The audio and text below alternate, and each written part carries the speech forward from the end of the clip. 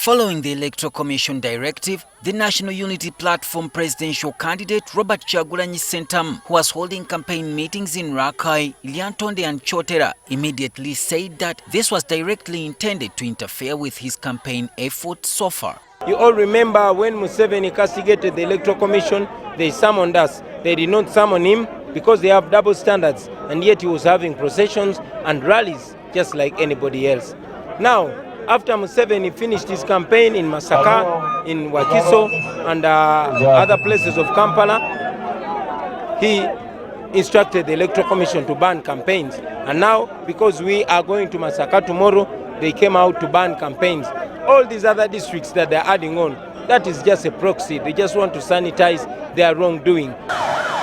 Patrick AMURIAT of the FDC party treated the development as a rumor, as his party hasn't received it officially. We await official communication from the Electoral Commission, but should this rumor turn out to be true, then the Electoral Commission has to explain to us how they expect us to carry out campaigns in these major towns. Both say will continue campaigning despite the directive. Tomorrow we are in Jinja. We will go as normal. We're going to wait for the Electoral Commission to do whatever it wants to do. The day after that, we are going to be in Tororo and in Jinja. I think that we are bracing ourselves for a really big fight with the Electoral Commission and the Uganda police. Watch me. Just watch me.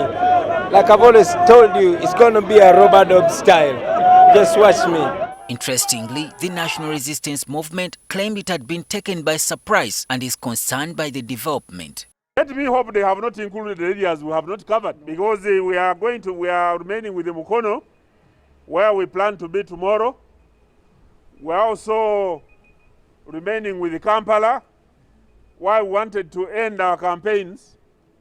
And we also have Wakiso amongst the places where we thought we shall conclude our campaigns.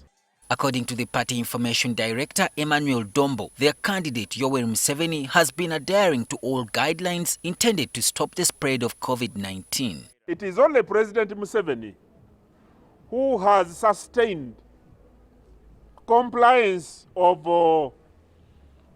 looking for votes while complying with the SOPs and the regulations as provided for by government. However, other observers blame the Ministry of Health for failing on the job, prompting the sector to respond. Billions of shillings were passed by Parliament to avail every Ugandan a mask. Where are those masks? You know, it would be fine at least if every Ugandan had a mask. That even when they hear, okay, KYAGULANYI is passing, and then they crowd there without him calling them, at least each of them gets to have a mask. But those masks were not availed. As a ministry, we have played our part, and we expect the politicians to also play their part in supplementing our awareness campaign. Ministry spokesperson AINEBYOONA confirmed that the ministry had advised the EC to make the directive. In these districts that have been flagged, there is sustained transmission, which the Ministry of Health thought, working with the Electoral Commission, would help interrupt transmission, and we preserve our healthcare system, because we don't want to have numbers overwhelm us, yet we still have an opportunity to use the available measures to control this high rate of infection. Solomon Kawesa, NTV.